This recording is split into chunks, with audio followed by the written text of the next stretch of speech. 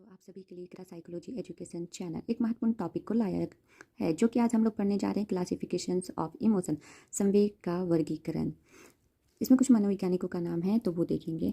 इसमें कहा गया है थॉमसन ने 1978 में संवेग को निम्नलिखित प्रमुख भागों में बांटा गया है। तो कौन कौन से भाग इसके बताए गए हैं? तो पहला है प्रेम है, दूसरा आनंद तथा उल्लास है, तीसरा है उदासीन तथा विषाद, चौथा है पांचवा क्या है? तो डर एवं दुश्चिंता, छठा क्रोध है, और सातवां और अंतिम डाह और ईर्ष्या के बारे में बताया गया है। तो इसी प्रकार से हम लोग लव और अफेक्शन के बारे में जानेंगे, प्रेम के बारे में जानेंगे। जैसे कि नाम से ही उत्पन्न होता है, प्रेम क्या है? तो एक धनात्मक संवेग है। जब व्यक्ति में किसी दूसरे व्यक्ति या पशु स्थान के प्रति पसंदगी या आकर्षण विकसित होता है तो इसे संवेगात्मक स्थिति में किसका नाम दिया जाता है? तो इसे संज्ञा का नाम दी जाती है। संवेग प्रेम का एक ऐसा शुरुआत बचपन में ही हो जाता है तथा यह उन व्यक्तियों में अच्छी तरह से विकसित हो जाता है जिन्हें उन व्यक्तियों से प्रेम मिलता है तथा स्वयं दूसरों को देने का मौका मिलता है। घर में बच्चे माँ के प्रति, पिता के प्रति अपेक्षा सामान्य तौर पर अधिक प्रेम दिखलाते क्योंकि माँ के साथ उनकी अंतःक्रियाओं की जो घनिष्ठता होती है अधिक होती है। बहुत सारे लोगों को ये भी देखिएगा कि तो उसको जानवर बहुत पसंद होता है, वो जानवर से बहुत प्रेम करते हैं। तो कौन कौन से इसमें आते जानवर? कुत्ता हुआ, बिल्ली हुआ, खरगोश हुआ, गाय इत्यादि के प्रति प्रेम तथा छात्र जो है शिक्षा के प्रति भी प्रेम दिखाते हैं। वयस्क व्यक्तियों में इसके अलावा कामुक प्रेम भी होता है। इस तरह का प्रेम व्यक्ति अपने विपरीत लिंग के व्यक्ति से करता है। पति पत्नी प्रेम, प्रेमिका तथा प्रेम की एक विशेषता यह भी है कि इसमें दोनों पक्ष एक दूसरे के प्रति आकर्षण का अनुभव करते हैं। बच्चों का प्रेम तथा वयस्कों का प्रेम में प्रधान अंतर यह है कि बच्चों का जो प्रेम हमेशा अकामुक होता है जबकि वयस्कों का प्रेम हमेशा कामुक तथा अकामुक दोनों ही होता है। अब आते हैं नेक्स्ट पॉइंट पर जो कि है आनंद तथा उल्लास। इसमें क्या क्या गया है? तो इसे भी धनात्मक संवेग कहा गया है। जब आनंद की तीव्र कमी हो जाती है तो उसे खुशी कहा जाता है, परंतु जब इसकी तीव्रता अधिक हो जाती है तो इसे उल्लास कहा जाता है। जहाँ तक बच्चों में आनंद संवेग का प्रश्न या उम्र बढ़ने के साथ साथ पुनर्कथनीय होता है। छोटे छोटे शिशुओं में आनंद शारीरिक क्रियाओं जैसे बड़ा होना, धीरे धीरे चलना, दौड़ना इत्यादि से है। एक एग्जाम्पल ले लेते हैं। यदि कोई बच्चा कमीज पहनते समय अपना हाथ पैर उसमें फंसा लेता है तो इसे देखकर उसकी उम्र के दूसरे बच्चे में आनंद का संवेग मूलतः उस समय होता है जब वे उस लक्ष्य की प्राप्ति कर लेता है जबकि वे निर्धारण अपने लिए किए गए हों। एक 12 साल का बच्चा यदि सुबह से ही यह सोच रखा है कि उसे आज सिनेमा जाना है तो सचमुच में वह इस शौक को देखने में समर्थ हो जाता है तो इसे ही हम लोग काफ़ी आनंद मिलता है। अब आते हैं तीसरा पॉइंट पर जो कि क्या है? तीसरा पॉइंट उदासीन तथा विषाद है। इसमें संवेगिक प्रतिक्रिया है जो कि उदासीन होता है। यह एक तरह का दुखद संवेग है। जब उदासी के संवेग की तीव्रता अधिक हो जाती है तो इसे शौक या विषाद कहा जाता है।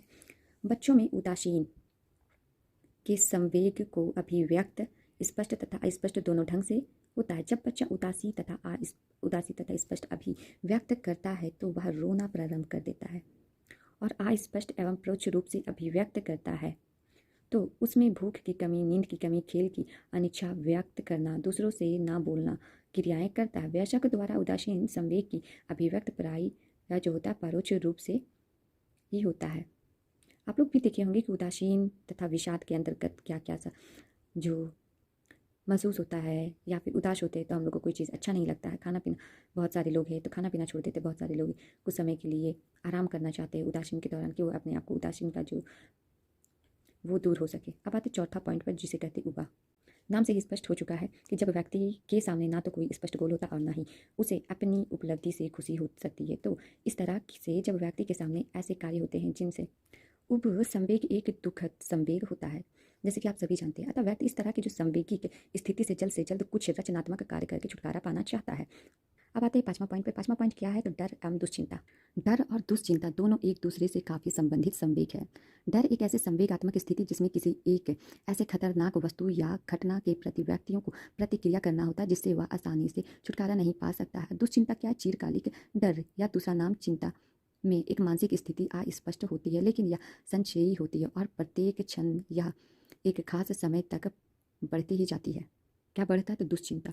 दुश्चिंता को इंग्लिश में एंजाइटी कहते हैं। एंजाइटी की उत्पत्ति डर से होती है। जब डर चिरकालिक हो जाता है तो इससे व्यक्ति में दुश्चिंता की उत्पत्ति हो जाती है। फ्राइड ने 3 तरह की दुश्चिंता बतलाया है, जो कि क्या है तो वस्तुनिष्ठ दुश्चिंता या वास्तविक दुश्चिंता, दूसरा स्नेह विकृति दुश्चिंता तथा नैतिक दुश्चिंता। वस्तुनिष्ठ में व्यक्ति को डर का कारण वास्तविक होता है, जैसे आग से घिर जाने से उत्पन्न डर, परीक्षा नजदीक आने से उत्पन्न डर।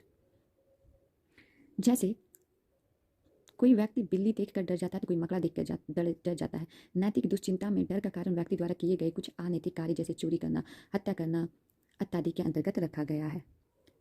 इन तीनों तरह की दुश्चिंतन में स्नेह विकृति मनोवैज्ञानिकों में अधिक महत्वपूर्ण बतलाया गया है। इस तरह की दुश्चिंता अनियत तथा वस्तुनिष्ठ हो जाती है। फ्राइड तथा बाधित दुश्चिंता मुख्य इसी प्रकार से आशा करते हैं जो डर एवं दुश्चिंता है वो आपको समझ में आ गया होगा कि डर क्या है, दुश्चिंता क्या। अब आते हैं नेक्स्ट पॉइंट पर, जो कि क्रोध है। आप सभी को भी आता होगा क्रोध, इसमें से तो आप भी वाकिफ होंगे। क्रोध एक ऐसे संवेग है जिसकी उत्पत्ति एक ऐसे अवरोध या अड़चन से होता है जिसे दूर किया जा सकता है। क्रोध जब अत्यधिक होता है तो चिरकालिक है, इसका प्रभाव विनाशक होता है। क्रोध में इंसान अधिकतर कहा गया है कि क्रोध में कोई भी ऐसा निर्णय ना ले जो बाद में पछताना पड़े।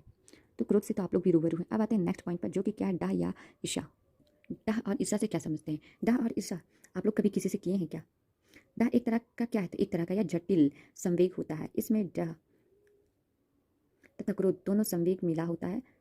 जब व्यक्ति पहले से मिले हुए अनुराग में वास्तविक या काल्पनिक की कमी महसूस करता है तो इससे उसमें डाह या ईर्ष्या का भावना उत्पन्न होता है, जिसे व्यक्ति में डाह की कमी, डाह का संवेग उत्पन्न हो जाता है। वह अपने आप को हमेशा असुरक्षित महसूस करता है और हमेशा उसी इस बात का डर बना होता है कि उसका स्थान दूसरे व्यक्तियों को लेने वाला है, और हमेशा उसे इस बात का डर बना होता है कि उसका स्थान दूसरे व्यक्ति लेना वाला है। जिस परिस्थिति में डाह का संवेग उत्पन्न हो जाता है तथा वह मूलतः सामाजिक होता है। कुछ प्रमुख सामाजिक परिस्थितियां हैं जिनमें डाह का संवेग उत्पन्न होता है। पहला, स्कूल में जब छात्र यह देखता है कि शिक्षक द्वारा अन्य छात्रों पर विशेष ध्यान दिया जाता है तो उस पर नहीं, तो वैसी परिस्थिति में उन छात्रों के प्रति डाह और संवेग उत्पन्न हो जाता है तथा संवेग के प्रति उनमें क्रोध या संवेग उत्पन्न होता है। डाह संवेग की उत्पत्ति उस परिस्थिति में होता है जब कोई व्यक्ति यह देखता है कि जब वस्तु का सम्मान उसके पास होना चाहिए था पर वह दूसरे व्यक्तियों के पास है परंतु उसके पास नहीं है। जैसे माइंडलेस ऑफ इमोशन जो हम लोग पढ़ रहे थे वो आप लोग को समझ आ गया। उसके अंतर्गत बहुत सारे महत्वपूर्ण पॉइंट है जो कि हम लोग डील आउट करते हुए आगे बढ़े हैं, और मिलते हैं फिर नेक्स्ट वीडियो पे। देखने के लिए धन्यवाद।